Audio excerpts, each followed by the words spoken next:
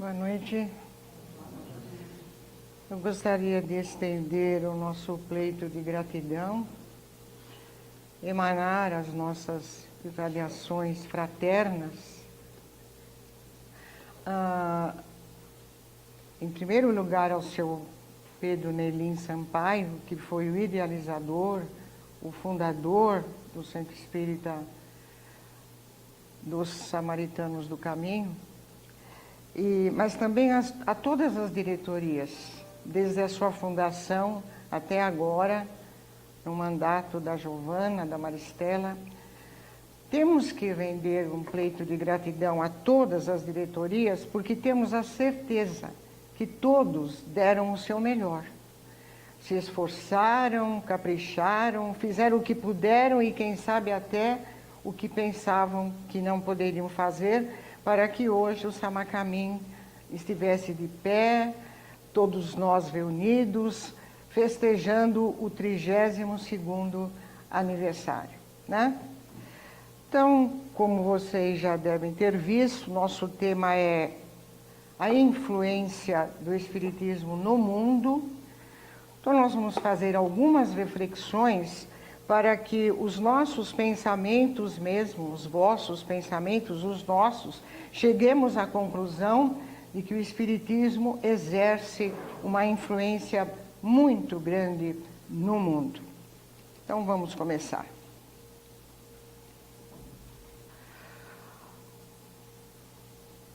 O Espiritismo é uma doutrina fundada sobre a crença da existência dos espíritos e nas suas manifestações. Portanto, a doutrina pressupõe um conjunto de princípios.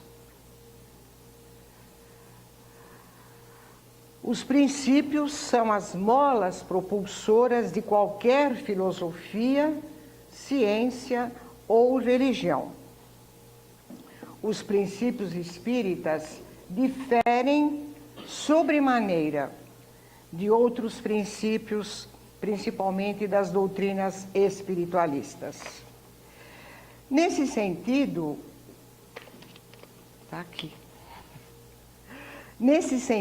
o Espiritismo difere das religiões pela ausência total de misticismo, não invocando revelações nem o sobrenatural. O Espiritismo só admite fatos experimentais, com as deduções que desses fatos se despreendem. Também se distingue da metafísica ao repelir todo raciocínio a priori e toda solução puramente imaginativa, ou seja, o sobrenatural, né? O Espiritismo formou-se lentamente, através do tempo. Allan Kardec, com o auxílio de espíritos superiores, muitos espíritos de nome realmente notórios. As pessoas que tiverem a curiosidade de saber os espíritos que colaboraram, que trouxeram suas mensagens para o Senhor, para que o Senhor Allan Kardec compilasse a doutrina, tem que adquirir este livro, que não é da FEC, mas é da Federação Espírita do Paraná. Esse livro contém biografias, fatos principais dos espíritos que colaboraram, que fizeram parte da falange do Consolador, como nós costumamos dizer. Mas a humanidade, seja em qual época for, ela foi sendo preparada para receber o Espiritismo. Para que a humanidade organizasse seus conhecimentos, para que fosse evoluindo, para receber ensinamentos cada vez mais profundos a respeito da doutrina espírita. O druidismo, povo que o senhor Allan Kardec, em uma reencarnação precedente, pertenceu, ele foi um sacerdote druida. O druidismo, religião dos celtas da antiguidade, tão bem divulgado em todas as obras de Leon Denis, já acenava para a grandiosidade das ideias espíritas. Já no século 469 a.C., Sócrates e Platão, considerados pelo próprio Sr. Allan Kardec como precursores do espiritismo e do cristianismo, divulgaram amplamente as noções de imortalidade, de reencarnação, princípios fundamentais para a doutrina espírita. Agora vamos entrar um pouco mais no túnel do tempo. Confúcio, 25 séculos antes da era cristã, estimulou o culto aos antepassados, no celeste império que lhe pertencia. Ensinou que devemos fazer aos outros o que queremos que nos façam. O mesmo preceito que viria a ser proclamado depois por Jesus: o que quereis que vos façam, os homens fazei-os também a eles. Isso está no Evangelho de Lucas, capítulo 6, versículo 31. Agora vamos vir um pouquinho mais próximo da nossa época, 1225 da nossa era. São Tomás de Aquino comunicava-se com os habitantes do outro mundo e nos declara o abade Poisson, que era um professor do seminário de Nice, uma cidade francesa, na sua obra O Espiritismo perante a Igreja, e lemos o seguinte: São Tomás de Aquino, frequentemente os mortos aparecem para os vivos, adormecidos ou acordados, para lhes avisar das coisas que neste mundo, para eles, neste mundo se passam. Caminhando um pouco mais para próximos de nós, Dante Alighieri, 1265, na sua famosa Divina Comédia, nos diz assim: quando um espírito se afiniza com um lugar, com umas energias, ele sente estas mesmas energias para após a morte. E parece para ele, de tantas essas energias que ele sente, que ele acha como se ele estivesse vivo. Eis a opinião, agora 1724, eis a opinião de Immanuel Kant, aquele sempre citado filósofo alemão, nascido em 1724. Quando, afinal, a união da alma e do corpo cessar com a morte, a vida no além não será mais que a natural continuação da ligação que a alma teve com o corpo durante a vida cá embaixo. Parece que eles estão nos dando lições do Espiritismo que vemos hoje, que estudamos hoje, que lemos nos Evangelhos. Caminhando um pouco mais, por seu turno, Goethe, 1749, ao que nos assegura Leon Denis também, Goethe se abeberou amplamente das fontes do invisível. O grande poeta alemão, autor de Fausto, endereçou uma carta a uma moça que ele estava cortejando. O nome dessa moça era Carlotta von Stein. E disse eu peguei só um pedacinho, porque ele dirigiu uma poesia grande para ela. Mas, em dias de outras vidas, tu foste minha irmã, ou talvez minha mulher. Previsão exata, concluímos nós. Pouco depois dos fenômenos de Hydesville, despertaria o mundo o Espiritismo compilado pelo Sr. Allan Kardec. Obra coletiva, executada com apuro e honestidade, cada um a seu turno, como vimos, enunciou o evento e colaborou de uma forma passiva ou ativa para que se efetivasse a vinda da terceira revelação. Deus nunca deixou de revelar-se aos seus filhos, por todos os meios e por todos os modos, no tempo e no espaço, direta ou indiretamente, através de suas obras, de seus profetas.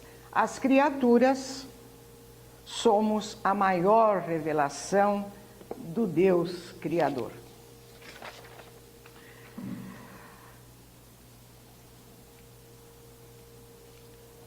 O Espiritismo não é de uma pessoa, não é de uma instituição, ele é dos espíritos que acharam por bem auxiliar o avanço espiritual das criaturas deste planeta de provas e expiações.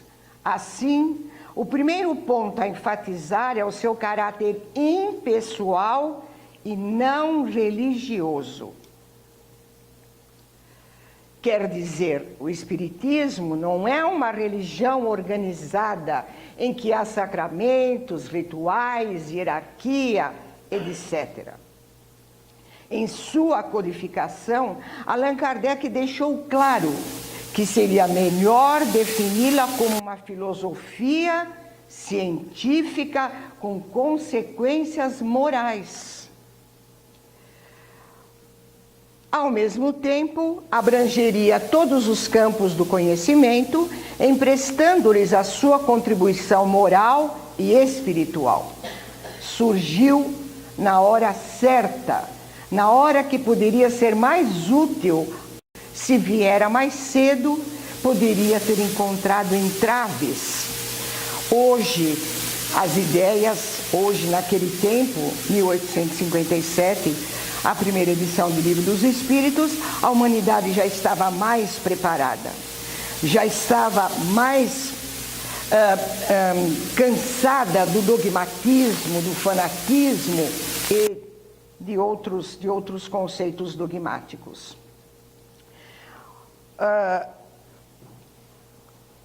Os seres humanos, da dúvida, da incerteza, horrorizados com o abismo que se lhes apresentava à frente, ou seja, o materialismo que já estava tomando conta daquela época na França, acolhem o Espiritismo como âncora, como uma salvação suprema.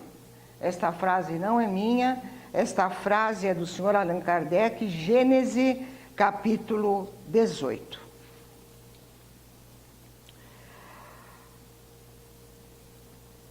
Não sendo de uma pessoa, o ensinamento adquire caráter universal.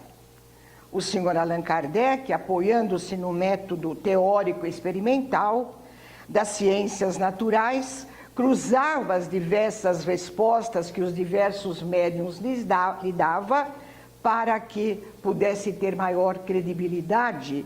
E hoje nós pudéssemos estar falando a influência do Espiritismo para o mundo.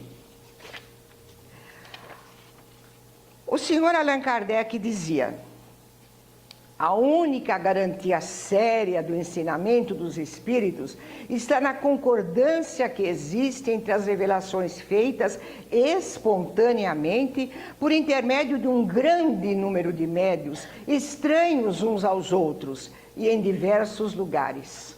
Segunda parte da introdução de Evangelho segundo o Espiritismo. O Espiritismo veio na época certa, como já falamos, e sua tarefa principal é lançar uma luz sobre o edifício carcomido da fé dogmática, aquela fé que impõe algumas coisas, que obriga as pessoas a praticarem alguma coisa. Era preciso dar-lhe uma pitada de razão, por isso a fé raciocinada. Com essas características, o Espiritismo é como a verdade. Não é monopólio de ninguém, mas é um patrimônio comum da inteligência da humanidade.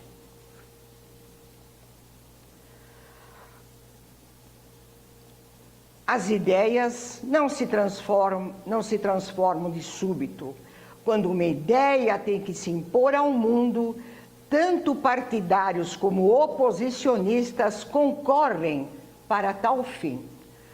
Eu não vou me fixar muito nesta oposicionistas, porque nós vamos ter uma outra oportunidade de comentarmos como que os opositores podem colaborar com a difusão da doutrina espírita, né? O Espiritismo, sendo lei,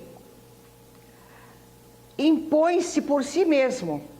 Essa frase nós encontramos em Grandes e Pequenos Problemas, de Ângelo Aguarô, terceira edição da FEB, 1976.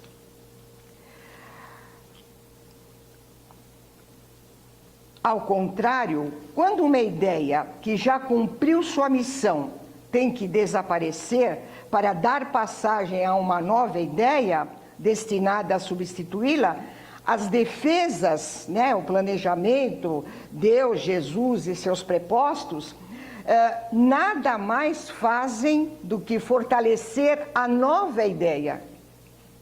Perceberam como eles não gastam energia à toa? Eles gastam no lugar certo, na hora certa, no momento certo, né?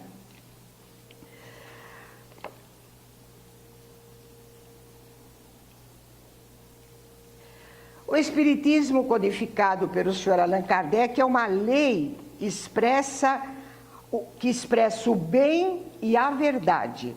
Sendo uma lei, há um caráter pragmático de execução. Vamos ver qual é. Como lei, independe dos homens, porque não são eles que a construíram. Ela é uma dádiva de Deus, o absoluto, causa primária de todas as coisas. Os princípios codificados do Espiritismo são universais, influenciando, portanto, o mundo naturalmente, sem necessidade de imposição. Isso não quer dizer que todos se tornarão espíritas, mas que a luz do Espiritismo banhará todo o credo, todas as pessoas, todas as instituições. Fator importante para influenciar o mundo é a educação individual. Também nessa educação individual nós vamos nos deter um pouco mais de tempo. O trabalho é árduo, mas se houver adeptos conscientes, o trabalho será menos penoso. Se não houver, demorará um pouco mais. Contudo, a meta do progresso será cumprida. Agora, eu gostaria que cada um fizesse uma pergunta para si mesmo. Nós queremos colaborar para essa influência benigna do Espiritismo para o mundo, ou queremos atrapalhar? Depois nós vamos ter mais tempo para conversar sobre isso.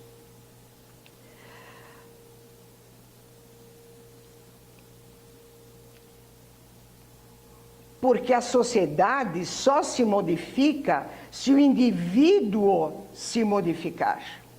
Observemos a questão da violência. O mundo é violento porque cada um de nós o é. Se nós fôssemos humildes, caridosos, benevolentes, o mundo seria mais fraterno, menos egoísta, etc., etc. O Espiritismo, eu vou deixar no branco mesmo, porque eu tenho que falar uma coisa primeiro. O Espiritismo não tem caráter isolado de uma filosofia, ou de uma ciência, ou de uma religião.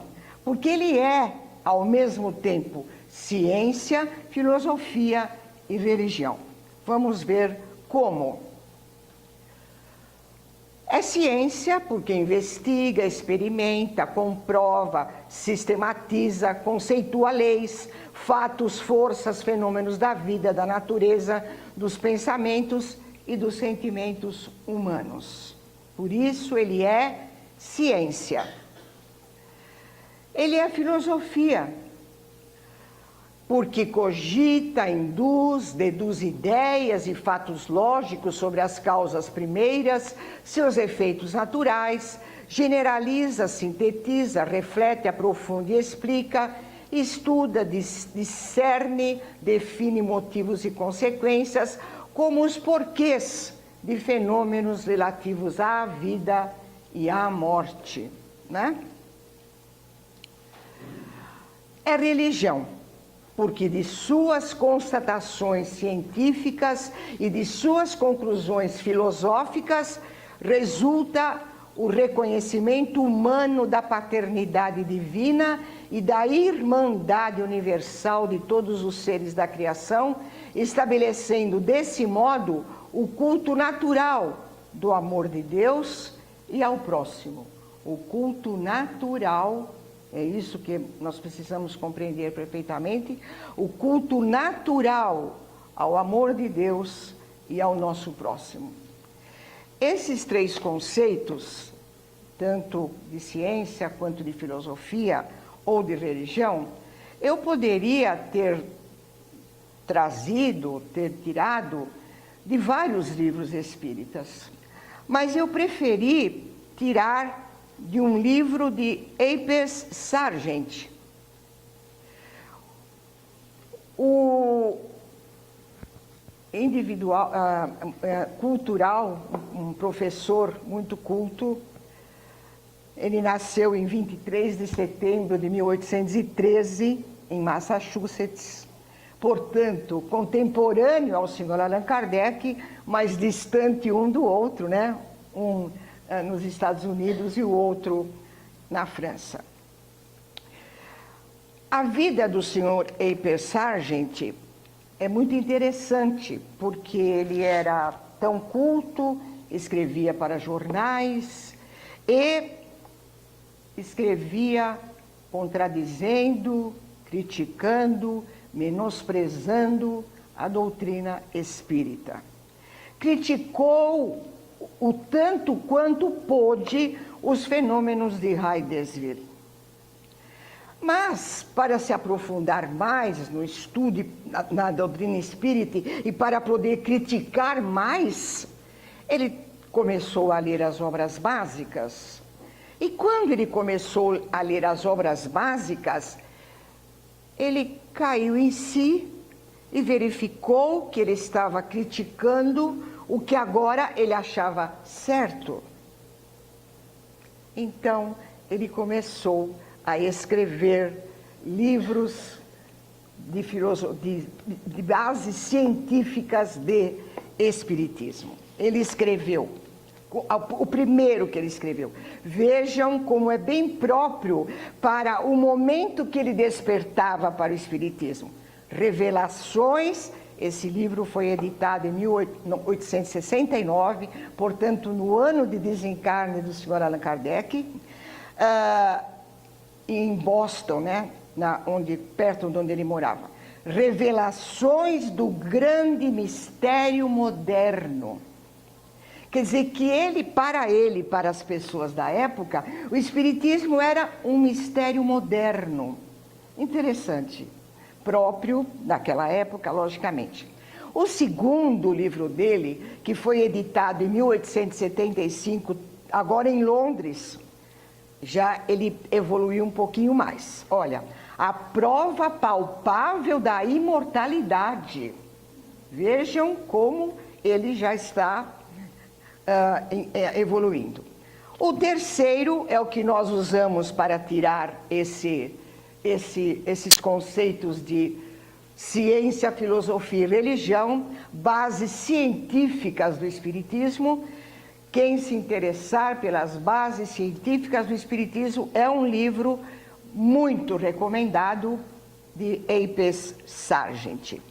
Continuando, a influência do espiritismo é silenciosa. Nós temos um exemplo aí, né, na vida de Apes Sargent. Ele só começou a escrever favoravelmente a respeito do espiritismo após os 40 anos. Então, vejam, a influência do espiritismo é silenciosa, um pouco devagar, mas ela penetra no âmago do ser. Quer dizer, quando a pessoa entende, aceita e tem a certeza de que é a verdade, ela entra no âmago do ser. Como o Espiritismo não é uma religião, nem tampouco pertence a este ou aquele grupo social, ele tem mais facilidade de expansão.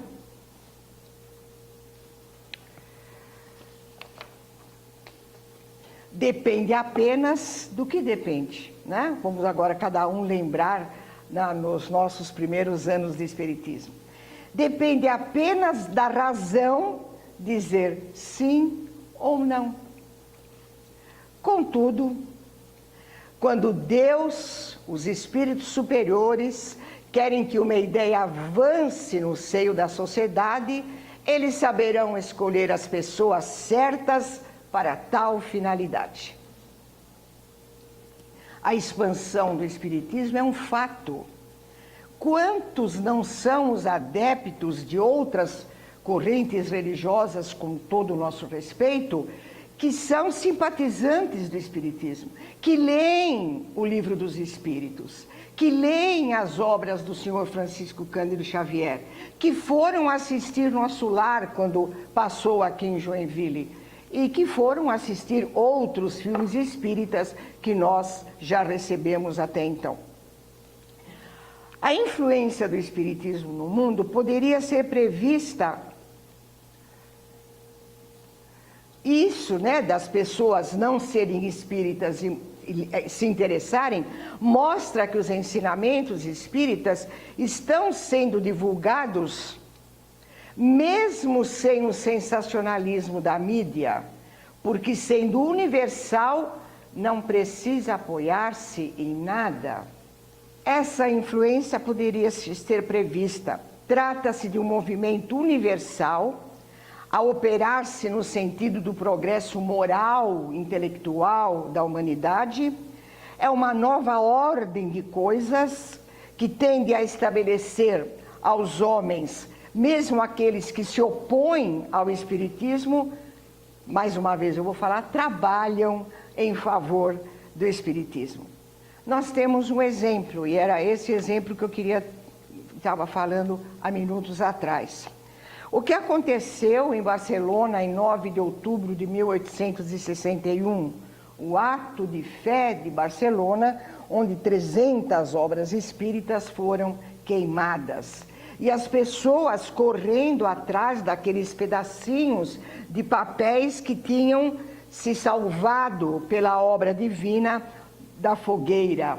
Então, aí se interessaram, mas por que queimar? O que diz isso? O que é essa filosofia? O que é esta doutrina?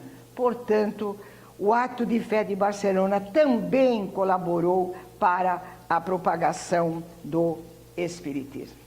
O Espiritismo não veio destruir religiões, nem tampouco tirar o crente do seu credo. Não. Sua função é iluminá-las como um clarão da verdade, no sentido de afastá-las do dogmatismo e do fanatismo, muito prejudiciais ao nosso progresso moral, muito prejudiciais para que entendamos mais Deus, suas leis. Qual a nossa tarefa nesta atual encarnação? O dogmatismo e o fanatismo nos atrapalham. Desprende-se daí que o trabalho é a longo prazo, porque nada muda de um dia para o outro.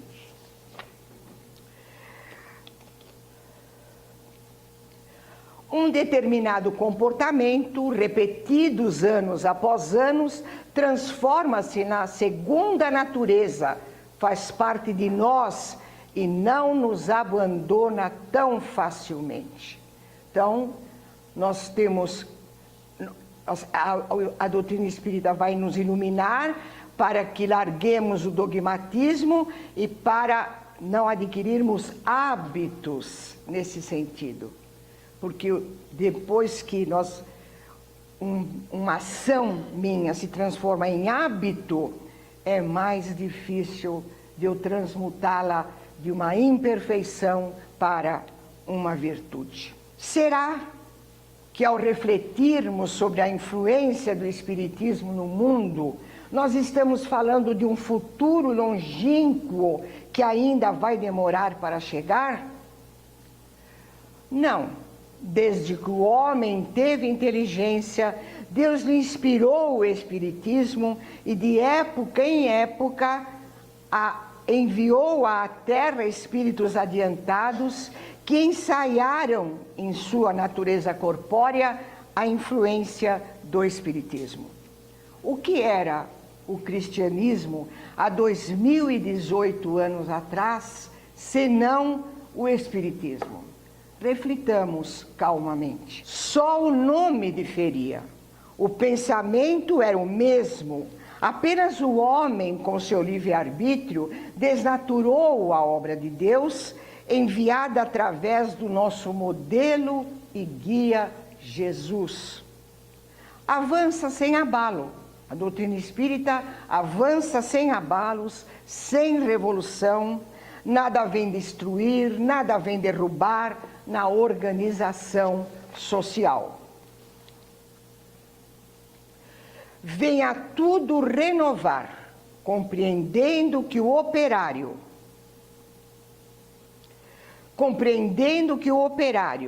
é da mesma essência que a sua, o patrão introduzirá leis suaves e sábias nas suas relações comerciais.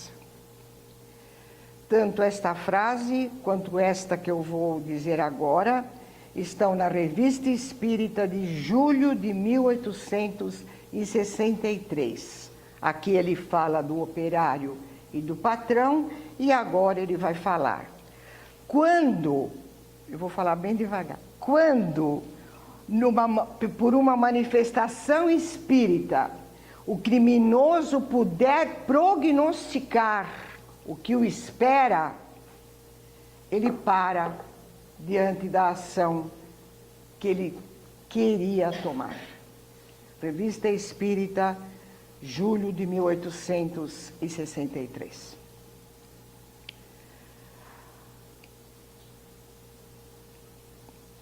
Por ser ciência, filosofia e religião, vamos fazer essa pergunta outra vez para nós mesmos. De qual desses três aspectos vem a força maior do Espiritismo? Essa resposta eu tirei da conclusão 6 de Livro dos Espíritos.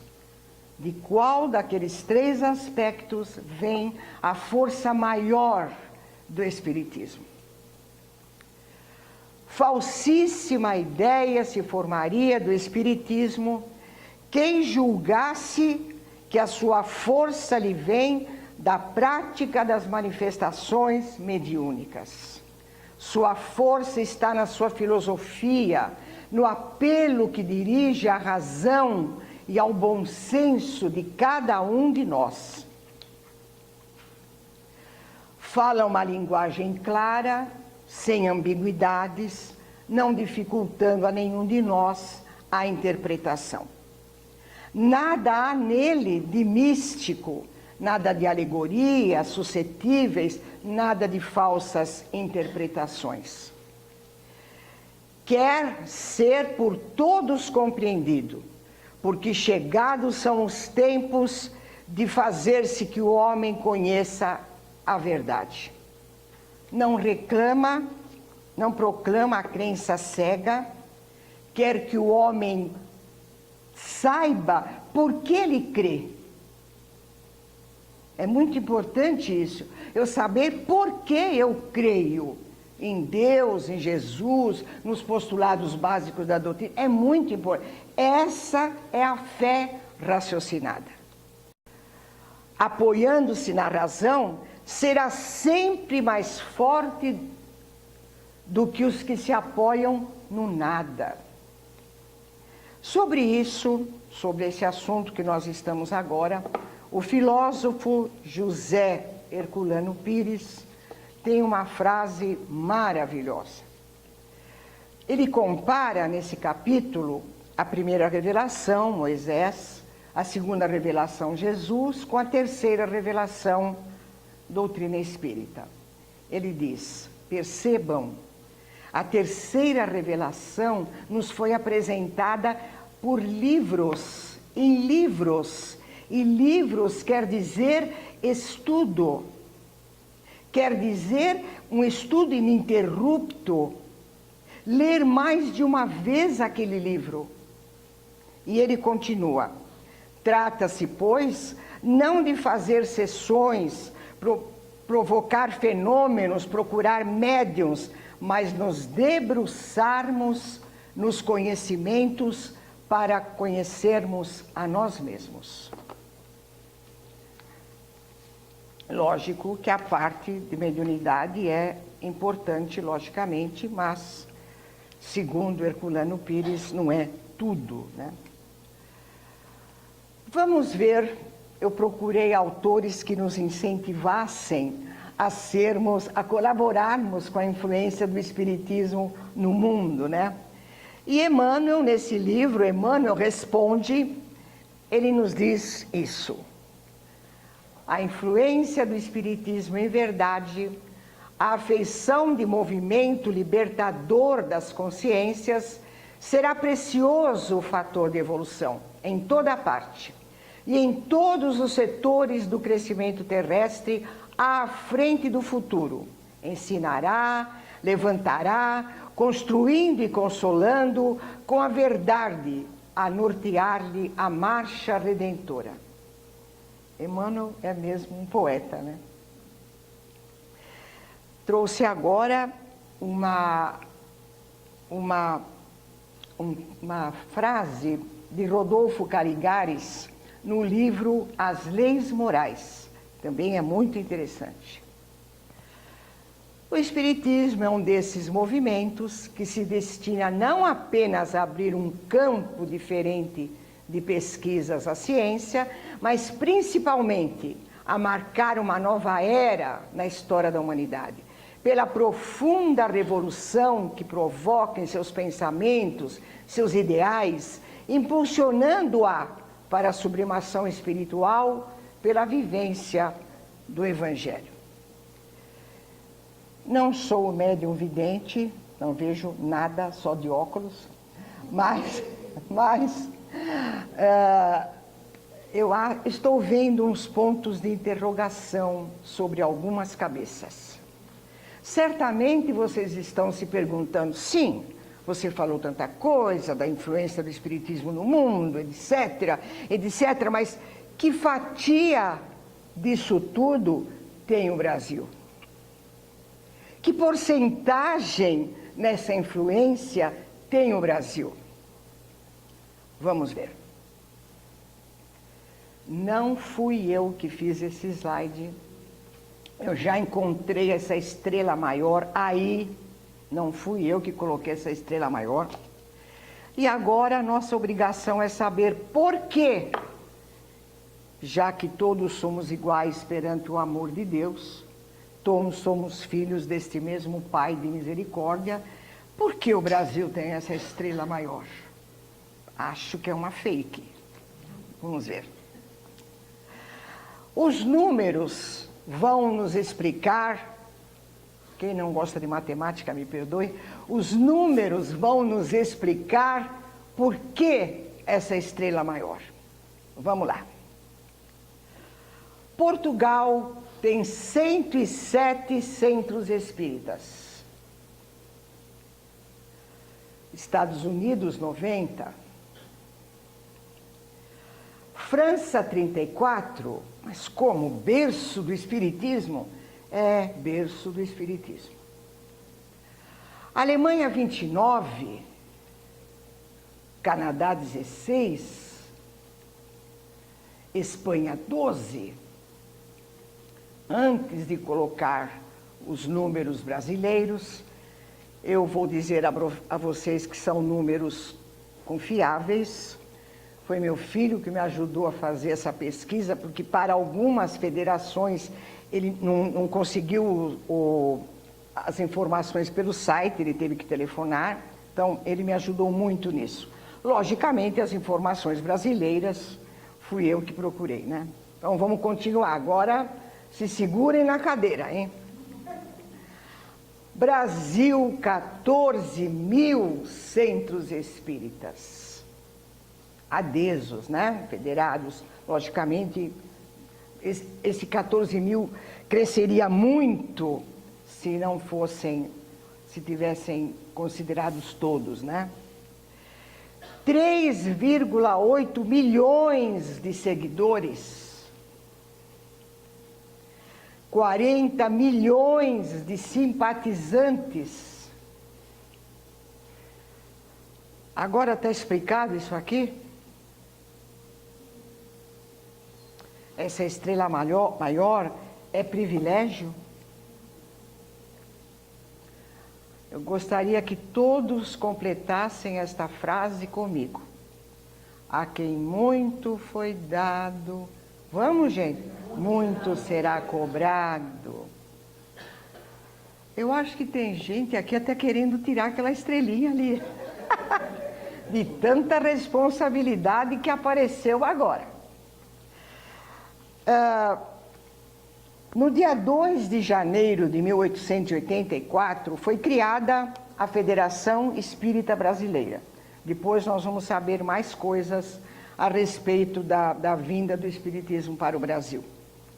Percebam, gente, não são países próximos, como, por exemplo, França, Áustria, não são países próximos. Além de não ser um país próximo, é outro continente.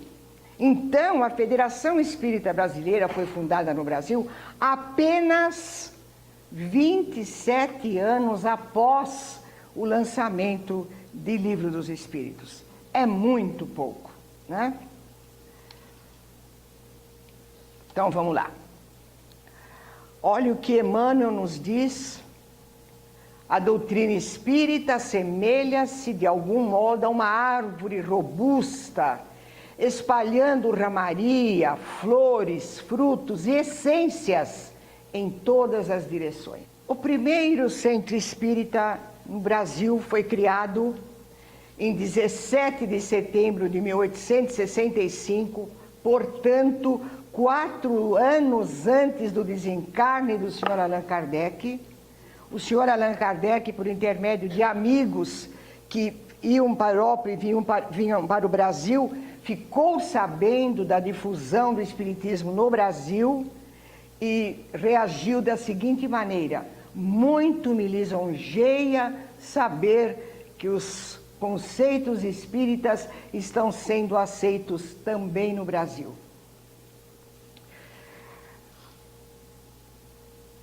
Foi fundado em Salvador, na Bahia, o grupo familiar do Espiritismo está faltando o nome José, é José Luiz Olímpio Teles de Menezes, o primeiro centro espírita no Brasil. Além da disseminação dos ensinamentos espíritas, o grupo também se dedicava à caridade, ajudando os mais necessitados. Eu tenho uma coisa a destacar desse dia da fundação da primeira casa espírita no Brasil. Eu achei a hora um pouco adiantada, mas tudo bem. 22h30 iniciou-se, acho que primeiro teve festa, etc, etc. 22h30 iniciou-se a sessão mediúnica desse primeiro dia da Casa Espírita, a primeira Casa Espírita no Brasil. E nesse dia, eles receberam uma mensagem psicografada e o Espírito se denomina Anjo Brasil. Não diz mais nada. Anjo Brasil. Cabe aqui dizer que, além de todas as benesses, José Olímpio Teles de Menezes, trabalhou muito para a libertação dos escravos no Brasil, mas, além de tudo, ele foi o criador da primeira divulgação, do primeiro jornal espírita brasileiro, que, logicamente, pelas características da linguagem da época, o Eco Além Túmulo. Mas, nisso tudo, nem poderia faltar, né, a responsabilidade de cada um. A aceitação dos princípios espíritas não faz as pessoas melhores. A melhoria do espírito ficará patenteado quando, em decorrência dos conhecimentos, acontecerão mudanças de comportamento, as mudanças essas que nos darão a verdadeira transformação moral. Nesse sentido, os espíritos superiores nos alertam: se o espiritismo, conforme foi anunciado, tem que determinar a transformação da humanidade, claro é que ele só poderá atuar no indivíduo. O indivíduo transformará sua família, transformará a sociedade, transformará o lugar que trabalha, que mora, a casa espírita, e transformará a sociedade, e o espiritismo influenciará o mundo. A crença espírita ajuda o homem a se melhorar, firmando-lhe as ideias do nosso futuro. Nós não temos dúvidas quanto ao amanhã. Nós temos dúvida o que vamos fazer, o que vamos reagir, se vamos melhorar. Mas nós sabemos de onde viemos, por que aqui estamos e para onde vamos. Nós sabemos.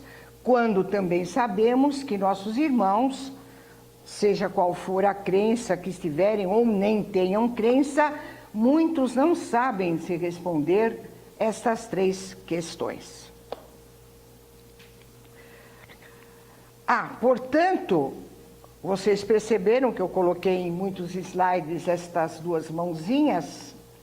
Portanto, a influência do espiritismo no mundo está nas mãos de cada um. A nossa responsabilidade hoje sempre está aumentando, né? Então, vamos lá. Que importa crer na existência dos espíritos se essa crença não faz aquele que a tem se torne melhor, nem mais benigno, nem mais indulgente para com seus semelhantes, nem mais humilde e nem paciente nas adversidades?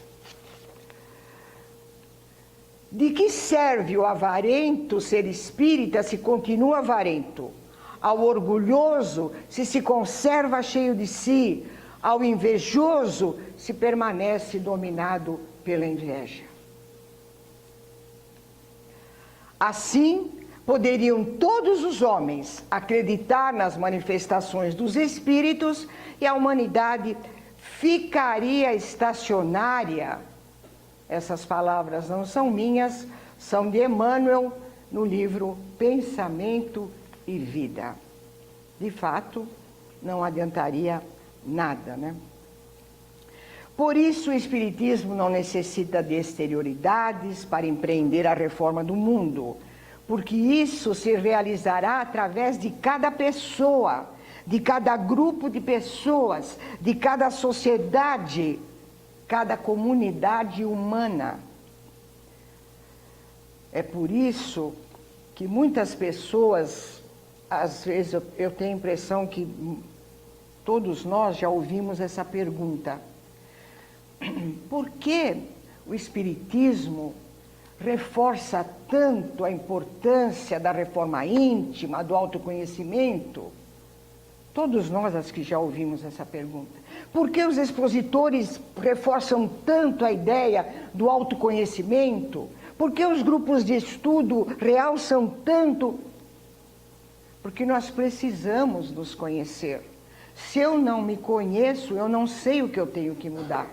Eu vou me achar boazinha, maravilhosa. Eu preciso me conhecer. E eu vou exemplificar esse preciso me conhecer com uma passagem da vida de Jesus, da multiplicação dos pães e peixes. Quando os apóstolos chegaram para Jesus e lhe disseram que a multidão estava faminta, Jesus não perguntou para eles: quantos pães vocês precisam? Quantos peixes vocês precisam? Não. ele perguntou: quantos pães vocês têm? Quantos peixes vocês têm? O que isso quer dizer? Que quando nós oramos, pedindo alguma coisa, nós temos que saber que apresentar a esse Deus, a esse Jesus, para os quais eu estou orando, onde estão os meus limites? Jesus, você tem que me ajudar da onde, desde aqui para onde? Eu não sei em que ponto eu estou. Então eu não sei o que eu tenho que pedir, eu peço. Portanto, eu preciso me conhecer para apresentar a Jesus quantos peixes eu tenho, quantos pães eu tenho. Ó, Jesus, aí daqui para frente é com o Senhor. Certo, gente? Eu trouxe uma frase de Caibar Schutel que fala muito profundo da nossa influência, da necessidade da boa influência. Eu vou deixar vocês lerem sozinhos.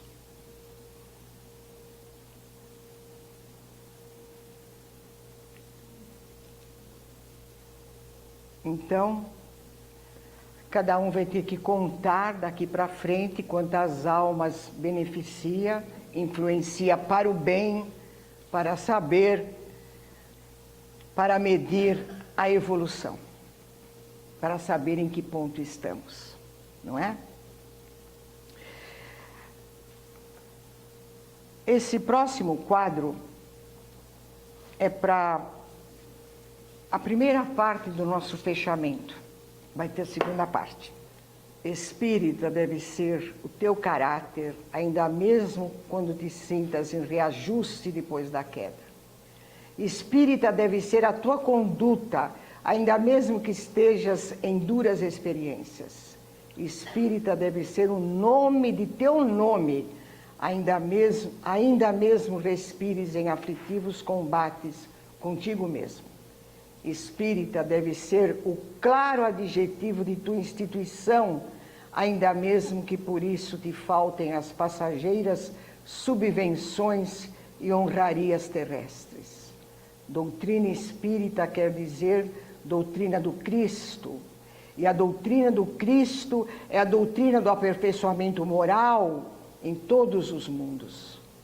Então já não estamos influenciando só este mundo, já estamos falando nos universos, porque a ciência já fala em multiversos, né?